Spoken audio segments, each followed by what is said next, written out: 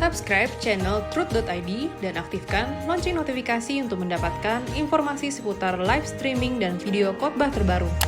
Posisi tombol subscribe berada di kanan atas channel kami dan jangan lupa nyalakan loncengnya.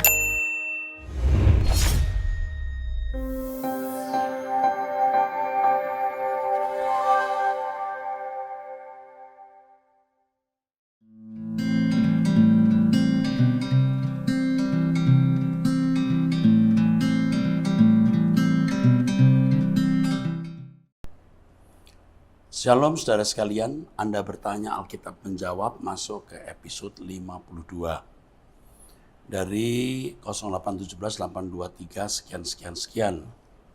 Salam Pak Eras yang saya kasih dalam kasih Kristus. Saya seorang ibu rumah tangga yang sangat bersyukur bisa diberi kesempatan kepada Tuhan mendengarkan kebenaran yang Bapak sampaikan.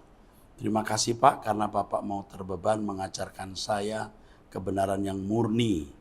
Bapak seperti Tuhan Yesus yang rela demi membawa kami ke langit baru, bumi baru. Bapak rela banyak mendapat cercaan dari manusia yang tidak mengerti. Tetapi dengan kasih Bapak tidak membalas mereka. Sebenarnya pada saat orang menghakimi orang lain, mereka sudah menunjukkan bahwa diri mereka tidak benar. Hanya saja mereka tidak sadar. Tetap semangat Pak, jangan takut karena di dalam firman Tuhan ada tertulis berbahagialah orang yang dianiaya oleh sebab kebenaran, karena merekalah yang empunya kerajaan surga. Perlu Bapak tahu banyak sekali orang yang diubahkan oleh kebenaran yang Bapak sampaikan. Sudah lama sekali saya ingin mengucapkan terima kasih yang sebesar-besarnya kepada Bapak, karena Bapak telah mengasihi saya dengan memberikan waktu Bapak untuk mengajarkan saya kebenaran yang murni. God bless you Pak, maju terus, tetap semangat. Upah Bapak sudah tersedia di langit baru, bumi baru. Terima kasih Pak, kami mengasihi Bapak, puji Tuhan. Terima kasih kepada Ibu Sylvia yang menyampaikan surat ini, memberi kekuatan kepada saya. Terima kasih memberi penghiburan dan juga tantangan untuk tetap bertahan agar bisa menjadi teladan dan kita semua suatu hari ada di langit baru, bumi baru. Menjadi tanggung jawab berat yang saya pikul untuk tetap menjadi berkat bagi semua orang atau bagi banyak orang. Saya teruskan 08383960 sekian. Salam Pak Eras, saya dan keluarga mengucapkan terima kasih diberi kesempatan untuk mendengarkan khotbah-khotbah Bapak yang sudah banyak mengubah cara berpikir kami. Saya ingin bertanya Pak, apa pandangan Bapak tentang kekhawatiran dan bagaimana pengalaman Bapak mengatasi kekhawatiran? Yang pertama, kekhawatiran itu manusiawi.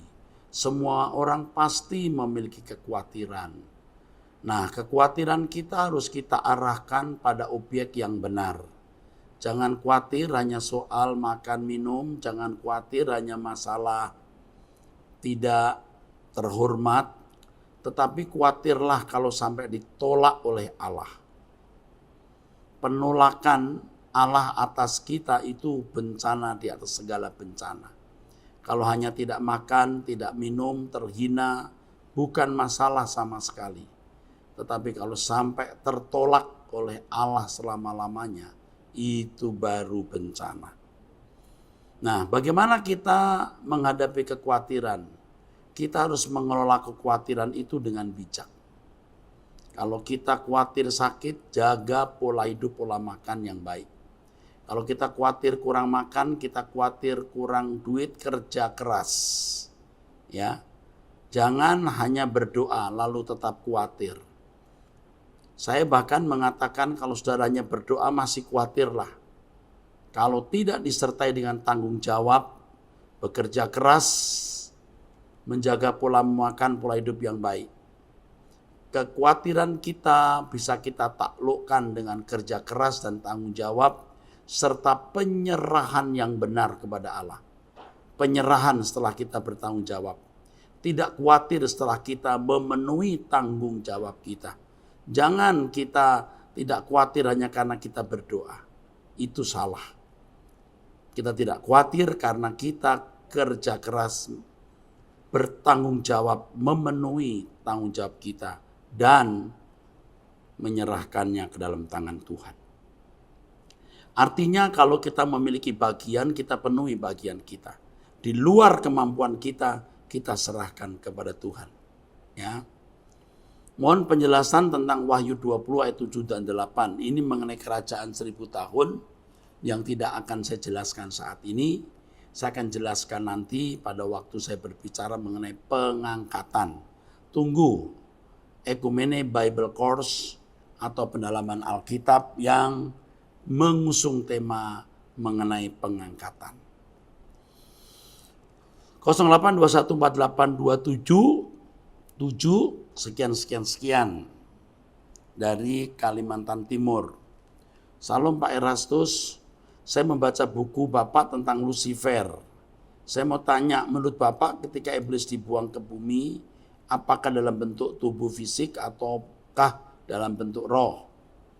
Apakah saat iblis mencoba Yesus di padang gurun, menemui Yesus dalam bentuk fisik atau spirit?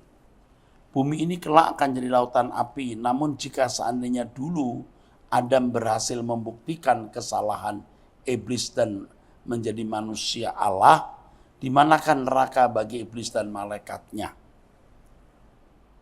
Yang pertama, maksud saya akan menjawab pertanyaan yang terakhir dulu. Ya. Kalau Adam dan Hawa tidak jatuh dalam dosa menjadi manusia Allah, dan keturunannya bisa segambar serupa dengan Allah, karena Adam segambar serupa dengan Allah, maka bumi inilah yang akan menjadi surga. Di mana neraka bagi iblis dan malaikat-malaikatnya? Ada banyak wilayah yang tidak terbatas di jagat raya ini yang bisa menjadi neraka bagi mereka. Ya, tidak terbatas. Karena jagat raya ini luar biasa, ya. Yang bisa dihitung manusia saja, ya saudara, di planet, maksud saya di galaksi Milky Way ini saja ada 200 miliar matahari. 200 miliar matahari. Satu matahari punya banyak planet. Kalau matahari kita memiliki 8 planet yang disebut solar system. Sekarang ini orang bisa menghitung lebih dari 400 miliar galaksi. Setiap galaksi 200 miliar matahari. Satu matahari punya banyak planet. Tidak terhitung, saudara. Yang saya pahami, saudaraku, bumi ini nanti akan jadi neraka. Dan iblis dan malaikatnya ada di sini. Oke? Dan semua orang-orang yang tidak takut akan Allah akan ada di lautan api ini. Atau yang tepatnya danau api. Apakah saat iblis mencoba Yesus di padang gurun, menemui Yesus dalam bentuk fisik atau spirit? Alkitab tidak menjelaskan dengan jelas apakah fisik atau dalam bentuk roh. Tetapi yang penting maknanya, bahwa benar-benar Yesus berhadapan dengan oknum ini. Ya, dan bentuk-bentuk pencobaannya memberi pelajaran rohani yang berharga dan mahal untuk kita. Yang penting maknanya. Kita tahu itu fisik atau itu roh tidak menambah iman atau tidak mengurangi iman kalau kita tidak tahu.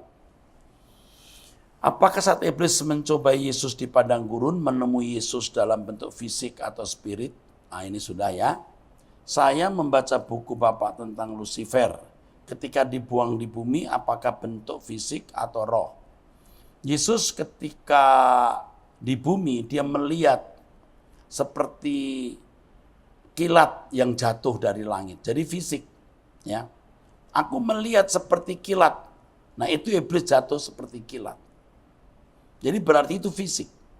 Tetapi bagaimana bentuk fisiknya kita tidak tahu. Tapi Yesus melihat itu. Apakah itu penglihatan di dalam roh? Bisa saja.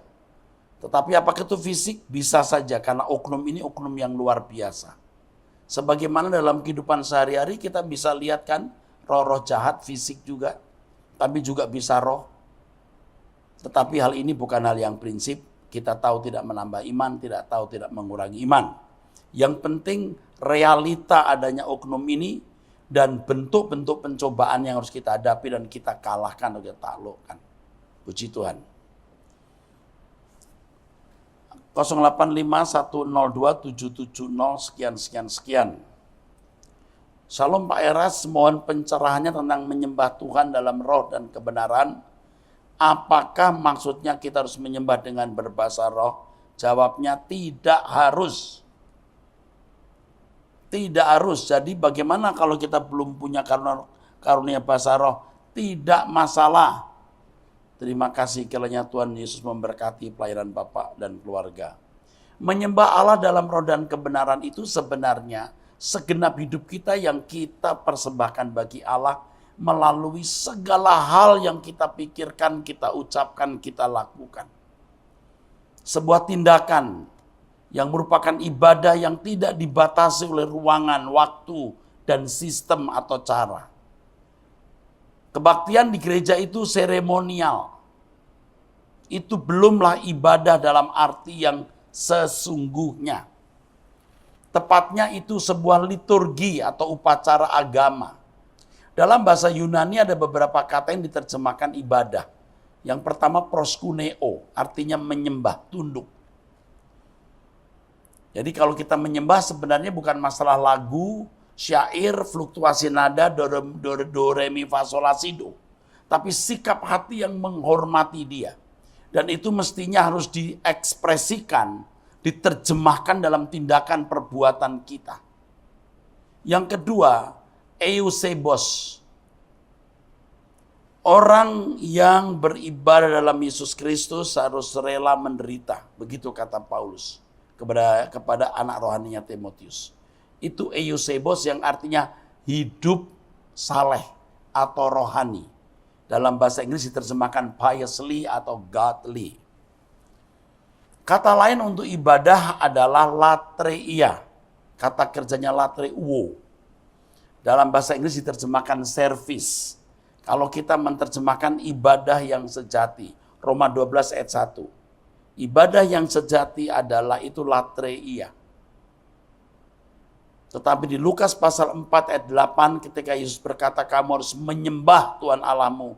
Dan hanya kepada dia saja kamu berbakti. Itu latreia, latreuo. Lalu kata yang berikut adalah liturgos. Acara di gereja itu liturgos. Belumlah ibadah dalam arti yang sesungguhnya. Jadi kalau tidak bisa berbahasa roh, tidak masalah karena bahasa roh adalah satu dari 9 karunia. Tidak memiliki satu karunia, ada karunia yang lain. Dan karunia itu sebenarnya hanya untuk menguatkan iman, membangun rohani orang lain. Bukan untuk show. Hati-hati, lebih banyak bahasa roh yang palsu sekarang ini daripada yang benar. Saya berbahasa roh, tetapi saya hampir tidak menggunakan kalau tidak penting di depan orang. Sebab lebih baik kita menggunakan 5 kata yang bisa dimengerti daripada ribu-ribu kata yang tidak bisa dimengerti. Saya teruskan 0895-635-889 sekian. Saya bergereja di satu komunitas dan dipilih jadi majelis. Saya agak stres mau dikemanakan semua yang saya dapat dari Pak Eras. Sedangkan saya tidak punya otoritas dalam gereja tersebut. Yang jadi beban saya adalah ayat yang Yesus katakan. Sebab aku datang untuk melakukan pekerjaan Bapa di surga dan menyelesaikannya. Sehingga aku berdoa agar Tuhan menunjukkan jalan apa yang harus ku perbuat itu. Yang saya mohon pendapat Pak Eras, terima kasih. Tuhan berkati. Kepada saudaraku yang menyampaikan pertanyaan ini, terimalah jabatan majelis itu dan hadirlah di situ. Jangan berpikir bagaimana membagikan kebenaran yang Bapak sampaikan, yang Bapak terima dari saya. Tunggu waktu Tuhan. Justru saran saya, jangan bicara dulu. Jangan banyak bicara. Tunjukkan kehidupan yang agung. Dan dari kehidupan yang agung dan mulia itu, kita akan bisa menjadi pesona untuk menunjukkan kebenaran yang kita pahami. Selamat berjuang Pak, karena Bapak ditempatkan di tempat yang tepat, yang Allah kehendaki Bapak ada di situ. Tuhan berkati. 0821 2205 9 sekian. Salam Pak Eras. Mohon dibantu, ada pertanyaan. Jika ada keselamatan di luar Kristen, bagaimana dengan orang-orang suci? Dalam tanda kutip yang dijadikan persembahan dewa-dewi. Yang ada di beberapa memang pernah hidup menjadi manusia seperti Dewi Kuan Im, Dewa Kuan Kong, Guru Suci Kongcu, dan lain-lain. Pertanyaannya, apakah mereka dewi-dewi ini, dewa-dewi ini memiliki kesempatan masuk langit baru bumi baru? Karena mereka ini juga memiliki tingkat kebaikan moral yang baik. Akan tetapi mereka dijadikan manusia menjadi dewa dan dewi sesembahan. Padahal firman Tuhan mengatakan jangan ada ilah lain di hadapannya.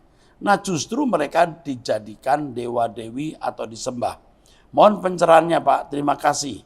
Tuhan Yesus menyertai dan memberkati.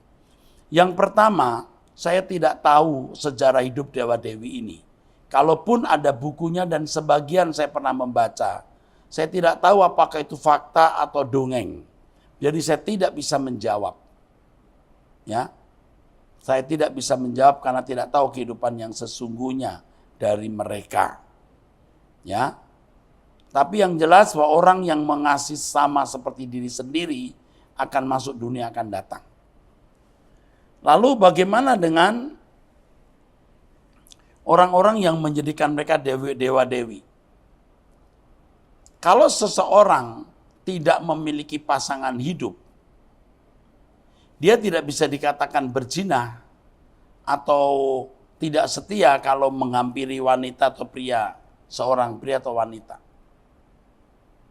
Artinya, ini kalau saya jadikan ilustrasi ya, ayat jangan ada padamu Allah lain, itu hanya untuk umat Israel yang memiliki Elohim Yahweh.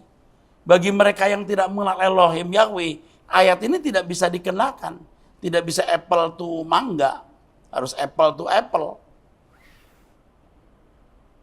Ya, jangan ada padamu Allah lain di hadapanku, ya artinya memang hanya untuk mereka yang sudah mengenal Allah yang benar. Tidak bisa dikenakan mereka yang bukan umat Allah, yang tidak mengenal Allah.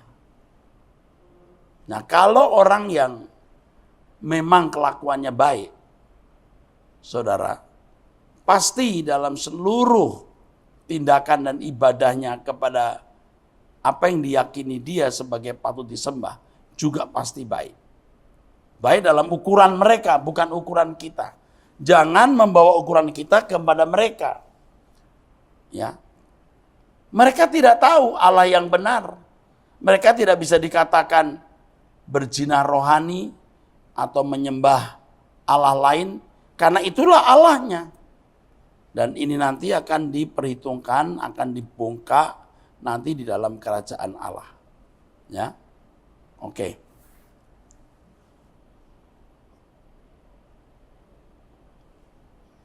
(0819 1998 2 sekian. Salam Pak Eras, sebelumnya terima kasih sudah mengubah hidup saya dan keluarga saya dan selalu memberitakan Injil yang mengubah hidup orang banyak. Dari kecil saya selalu mengikuti Rehobot hingga sekarang sudah mau lulus kuliah. Saya juga selalu mengikuti khotbah dari YouTube, Instagram, seminar dan lain-lain. Dari hidup saya, keluarga saya, bahkan ada anggota keluarga lain juga sangat diubahkan. Kalau Bapak berkenan menjawab, saya ada 2 pertanyaan yang belakangan ini selalu membuat saya berpikir dan menjadi seperti tidak tenang. Pertanyaan pertama, bagaimana saya bisa menyukakan hati Bapak dan berkenan kepadanya? Dan bisa hidup sesuai hati dan pikiran Allah serta menyelesaikan apa yang Tuhan kehendaki. Terutama di umur saya yang masih 20-an. Awal yang belum berpenghasilan mandiri. Saya selalu bertanya kepada Tuhan apa yang harus saya lakukan. Tapi apakah memang saya tidak mendengar suaranya? Hal ini membuat saya gelisah. Apalagi sebentar lagi saya harus mencari pekerjaan sehabis lulus kuliah. Dan saya mau kerja di tempat yang Tuhan berikan kepada saya agar saya memenuhi keinginan Tuhan. Satu pernyataan penting untuk semua Bapak Ibu saudara-saudara sekalian. Kalau Allah tidak berbicara kepada kita, berarti Allah menganggap kita sudah bisa menjalani hidup ini. Allah memandang kita bisa menyelesaikannya tanpa mendengar suaranya. Dengan catatan, kita punya jam doa loh. Kita jam meditasi ada. Jika ada sesuatu yang penting yang harus disampaikan, Allah pasti bicara. Ya, Allah pasti bicara. Saya salut dengan penanya yang usianya 20 tahun ini. Saya salut. Tuhan pasti berbicara kepada kita. Tenang saja, tenang. Kalau Tuhan belum berbicara, memang Tuhan pandang kita tidak perlu mendengar. Saya sering tanya Tuhan, Tuhan seakan-akan diam. Dan jawabannya tadi, Tuhan memandang kita sudah bisa menanggulangi, mengerti masalah-masalah yang kita hadapi. Jadi kita tidak perlu harus mesti mendengar suaranya secara audible. Tenang saja, dari kamu bertanya ini, kamu orang yang pasti mendapat pimpinan Tuhan. Yang kedua, saya sering mendengar berbicara bahwa hidup ini kita tidak boleh ada keinginan selain menyukakan hati Tuhan. Dan Tuhan saja. Dan saya benar-benar setuju dan sependapat dengan tetapi apakah berarti kita tidak boleh memiliki hobi, kesukaan, passion yang dapat mendorong, menyemangati kita dalam pekerjaan, dan seperti ingin membahagiakan orang tua.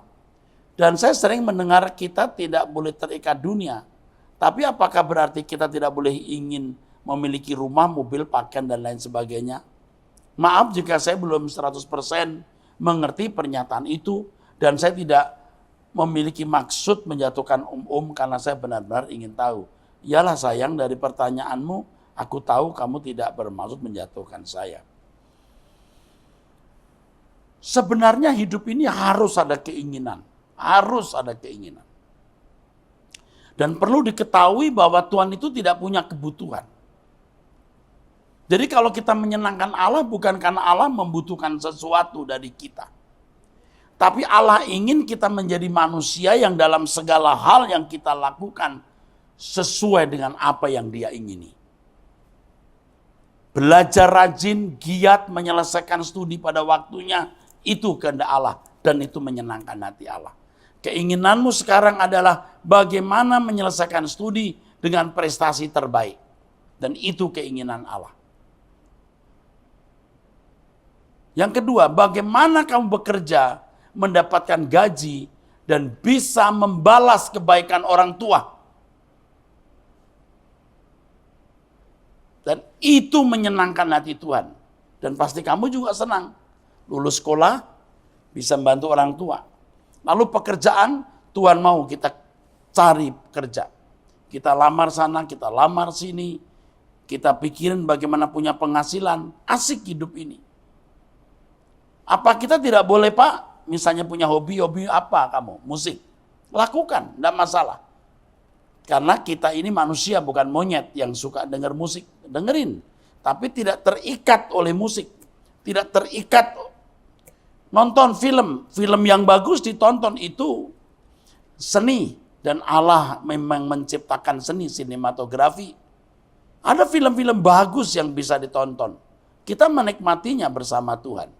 Tapi film-film yang tidak patut ditonton, jangan ditonton. Karena Allah tidak ikut menikmatinya.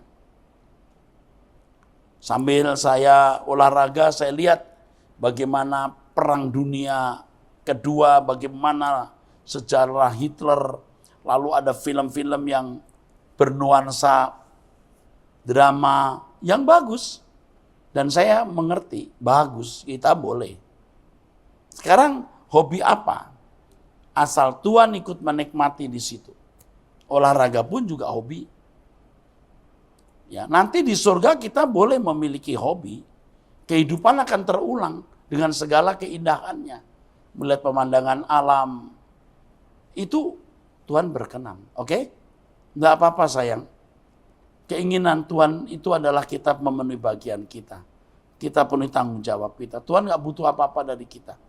Yang penting kita bisa melakukan sesuatu sesuai dengan kehendak-Nya.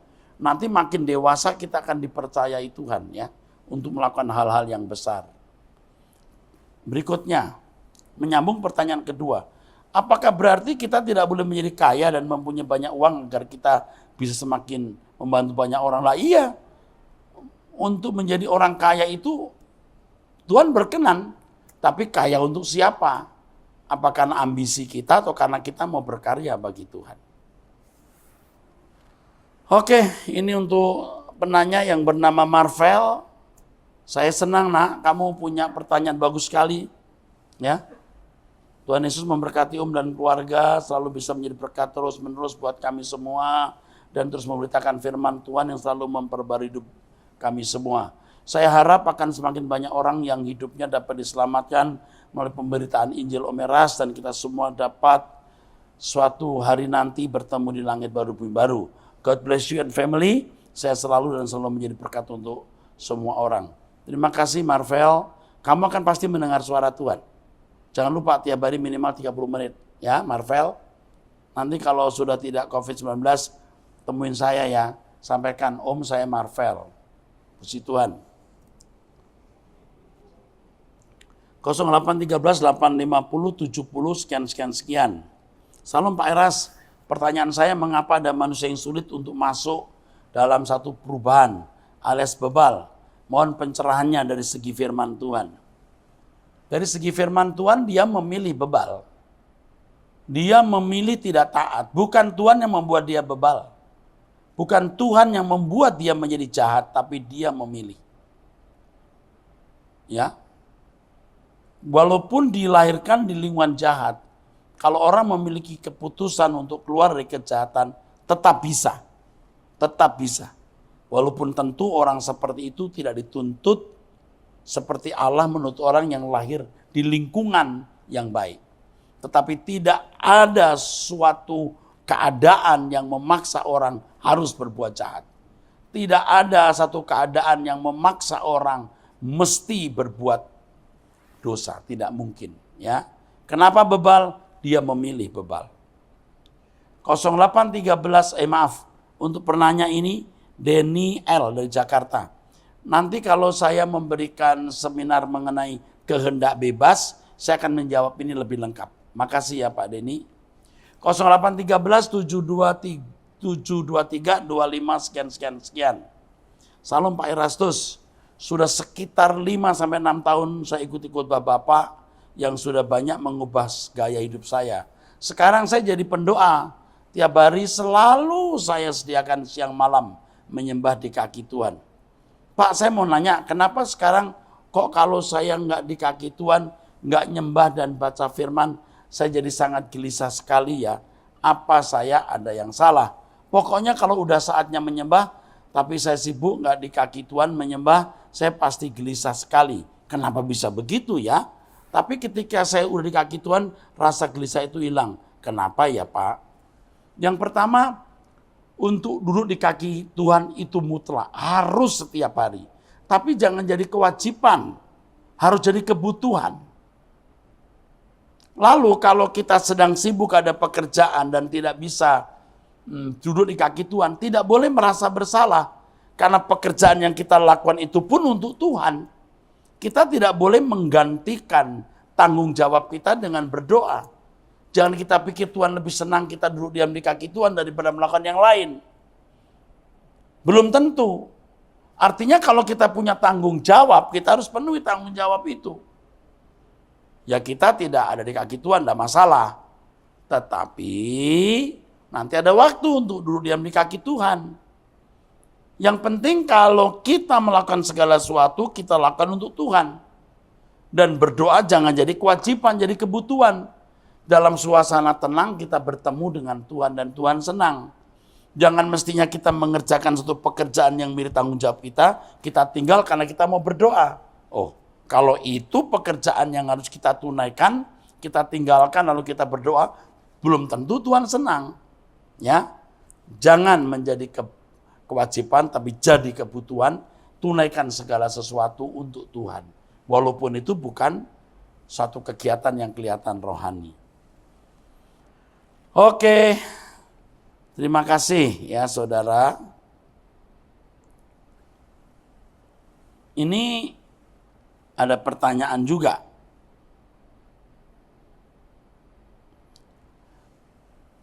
(0831522242) sekian. Salam Pak Eras, sebelum saya bertanya saya ingin mengucapkan terima kasih atas bimbingan rohaninya.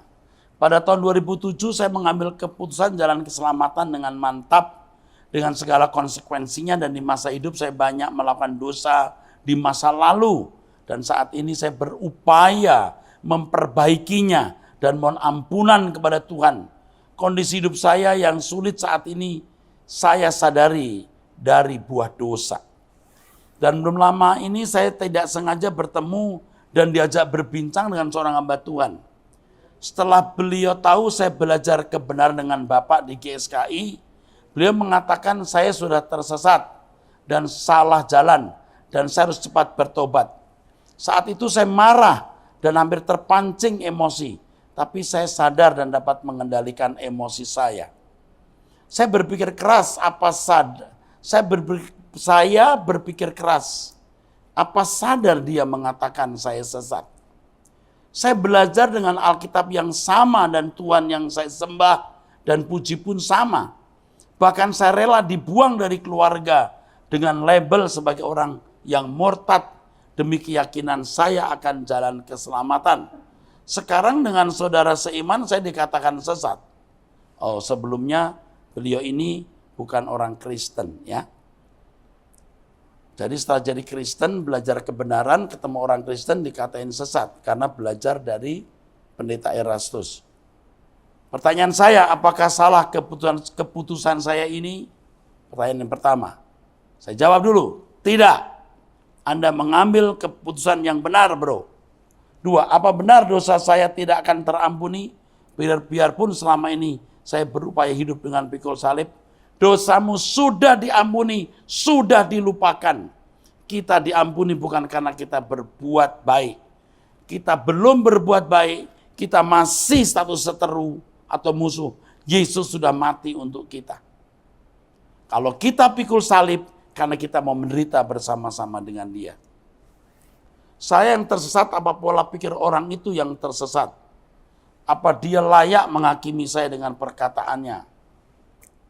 Saudara, saya ini kan juga dikatain orang sesat. Padahal, ya saudara dengar sendiri apakah ada hal-hal yang sesat, ya kan? Saya sekolah dengan baik, 3 stratum itu, sekolah yang benar-benar sekolah. Masing-masing stratum itu 4 tahun. Bukan sekolah di sebuah sekolah yang hanya menempati ruko 1. Enggak, sekolah-sekolah yang baik. Saya menjadi rektor 2 kali. Saya tulis buku sekarang 90 lebih. Saya sudah melayani lebih 35 tahun. Dan selama 35 tahun saya di gereja di mana dulu saya bernaung, ya. Dulu saya ada di Gereja Bethel Indonesia, tidak ada yang mengatai saya sesat. Tidak ada. Karena saya rektor di sekolah itu. Saya menjadi anggota MPL, kalau di negara itu MPR-nya, selama 4 periode. Saya dipertua, dianggap tua di Jakarta ini, mewakili sekian ribu pendeta. Tidak ada yang mengatai saya sesat, tidak ada. Tapi begitu saya keluar dari GBI, di GSKI, rame-rame saya dituding sesat. Murid saya ada ribuan jumlahnya di seluruh Indonesia. Dan mereka mengenal saya. Apakah selama saya mengajar ada kesesatan? Tetapi kita tidak perlu harus berdebat dan berkelahi. Kita diam. Jadi dikatai oleh banyak gereja. Atau mungkin beberapa gereja. Dan media sosial tentu orang yang ingin tampil menjadi news atau berita harus mesti memakai nama saya rasanya. Mesti mengutip khotbah saya, menilai, ya saya diam saja. Walaupun kadang-kadang kutipannya salah dan penilaiannya salah. Ya. Dan itu sebenarnya satu hal yang melanggar hukum. Ya, tunggu saja waktunya. Bagaimana saya harus menyikapinya? Diam saja. Karena selama menurut pemikiran saya, bimbingan Bapak, banyak memberkati di kehidupan rohani saya, sehingga saya mengerti apa itu hidup setelah mati, dan tidak ada yang salah dalam pemikiran saya yang Bapak ajarkan. Mohon pencerahannya, Tuhan Yesus memberkati bro. Saudaraku Eko Setio Budi, you are part of my life. You adalah bagian dari hidup kami. Saudara adalah orang yang termasuk pecinta suara kebenaran. Saudara akan bersama-sama dengan kami di langit baru, bumi baru. Jadi kuatkan imanmu, jangan terpengaruh. Ya, kalau kita dikatai sesat, Tuhan yang jadi saksi siapa yang sesat di antara kita. Siapa sebenarnya yang sesat itu? Ya. Oke, sampai di sini episode yang ke-52. Sampai jumpa di episode yang ke-53. Tuhan berberkati. Sola Gracia.